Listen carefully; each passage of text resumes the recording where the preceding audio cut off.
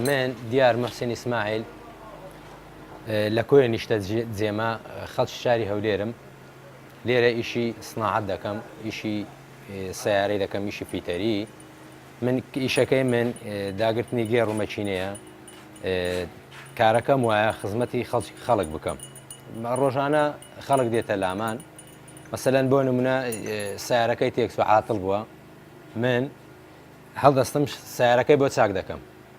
هەم خزمەتێک بە خەڵک دەگەێنم هەم ژیانەکیش بۆ خۆم دابین دەکەم ئیشکردنی ئێمە گوزەرەکەی ئێمە شوێنێکی منطقە صناعیە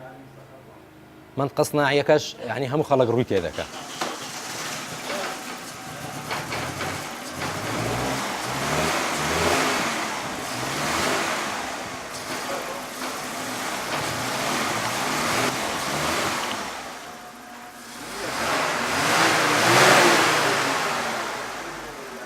ئیشی فیتەری 8 ساڵە دەیکەم دەخوا بە زیادبی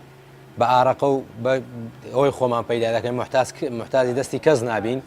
ئێمە محتاجی دەستی کەس نابین بەڵام شوێنەکەمان بەڕاستی بۆ جستانان سەرما و گەرما دەبینین ناخۆشە زەحمەتی زۆرە بۆ ئێمە زەحمەتی زۆرە لەبەر ئەوەی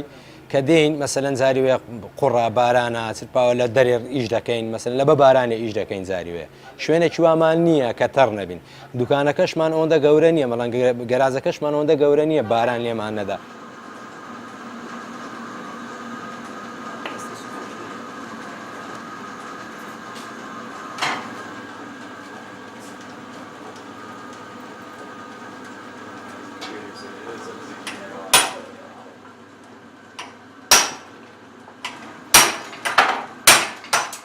هیوادارین خەڵک بەرەو سندوقی دەنگدان بچی کە هەندەمان نەماوە بۆ دەنگدان بۆ پەرلەمان خەرک بەرەو سندوقی دەنگدان بچی بۆ ئەوەی دەنگ بە ئەو کەسە بداتن کە شایستەیە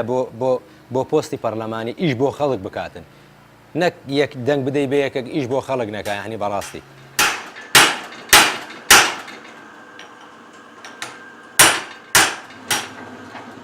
هیوادارم خەڵک دەنگ بەو کەسانە بدە کە شایستەیە بۆ ئەو هەرێمە بۆ ئەو کوردستانە کە سەربەخۆییمان بۆ دابین بکاتن کە سەربەخۆییمان بۆ دابین بکە بۆ ئەوەی ژیانێکی خۆش ئێمەش وەکو وڵاتانە بینە سەر بەڕاستی شایستە بێ ئەو کەسەی کە دەنجی پێ دەدەین شایستە بێ خزمەتمان بکە ئێمەشەوەبی دەنجی بدەینەوە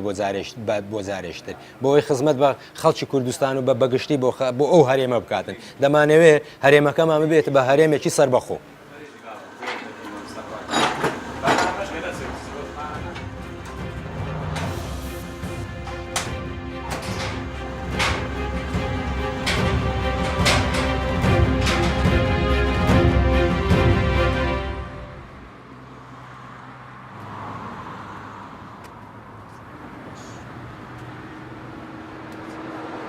من ناوم هادی خسرەوە ئەوەرزە دوکانم لەسەرێ بوو مەجال نەبوو دوکانەکەم ڕووکم بوو مەجال نەبوو سیارە ڕاوەبستی لە گواستمەوە ئێستا کە گواستمەوە وڵاتر مەجالی سیارەی هەیە یان زۆر سایز ڕاوەنەستی زیانی لە هیچ خەڵکەچی نەبی دوکانەکەم زۆر گچکە بوو کە زۆر گچکە بوو هاتمە ناو جادەی زیادە هاتمە ناو جادەی کەم سیارەوەی لێ هات مخالف ڕاوەبستی حکوومەت هات گوتی شارەوانی یعنی شارەوانی هات گوتی بکشەوە پاش گوتم بە چاوان گوتی کەبلەکەت گەورەکە گوتم بە سەرچاو گەورە دەکەم بەس نامە ناو جادەی یانی تەجاوز ناکەم کە گواستمەوە کەبرەکەم گەورە کرد یعنی بابەتی زیاترم هینا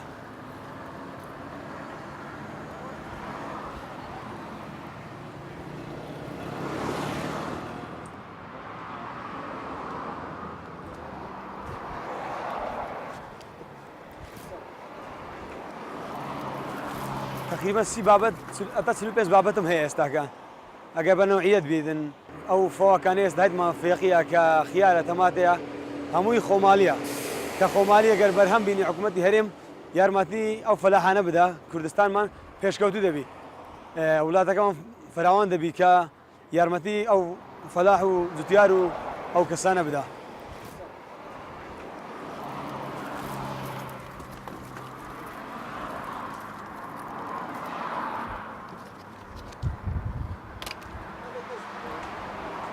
نادێنم هێشتا دێنم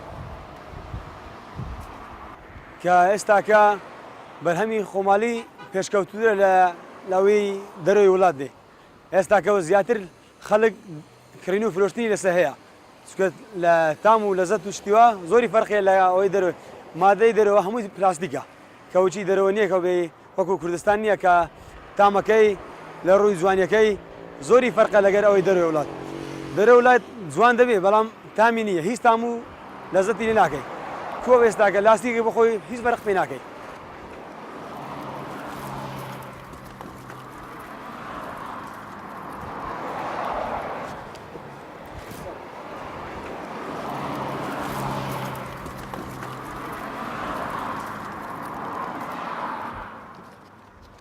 ئێستا کە ئەو ملەتە یعنی دەنگ بدە بە یەکێکی واوا کە سیقەی پێوی بنمانەی پێوی کە بزانی ئەو خەڵکە ئیشەکەی بڕوێنی سیقەی بێبیت کە بۆ ئەوەی ئەو ملەتە پێشکەوتوو بی نەک لە کورتی بدا کە سیقەت پێ نەبی دەنگ دەدەیچی کە دەنگ بدەم کاو دەنگە بستێنم یعنی وای دێ بە شێوەیەکی گشتی داوا لە خەڵکی کوردستان دەکەم ڕۆژی دەنگدان بزنە سە سندوقی دەنگدان دەنگ بدەن بە ئاینی کوردستان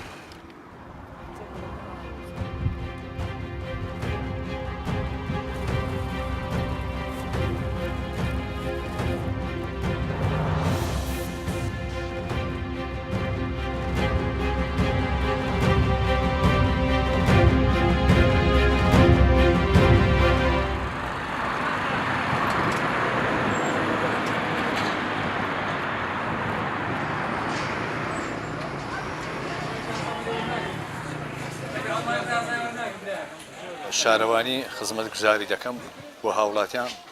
خزمەت بە هاوڵاتیان دەکەم بۆ خۆم ئیشەکەم بەڕێک سەختە شانازێ بە منەوە ئیشەکەی دەکەم هیچ عیبی تێدا نییە بەرای منەوە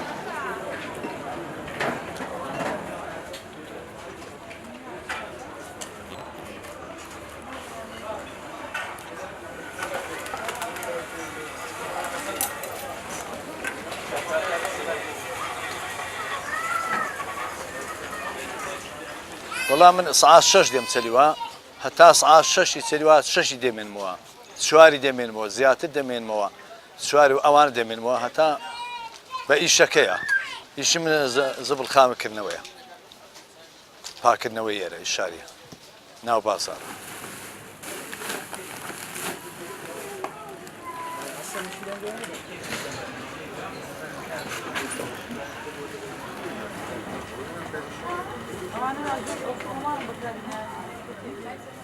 خەڵک بۆ خۆی زانی چێ ڕێهێت دەداتە بە چێ خزمەتی کردوونە نەکوت ئەوی هاتوو لەو لارە ئەوەش ئەمای ئەوەی ناتوانین ئەوی خزمەتی بە هاوڵاتیان کردو بە میلەت دەنگ بدەن بەو کەسانە خزمەت بە میلەت دەکەن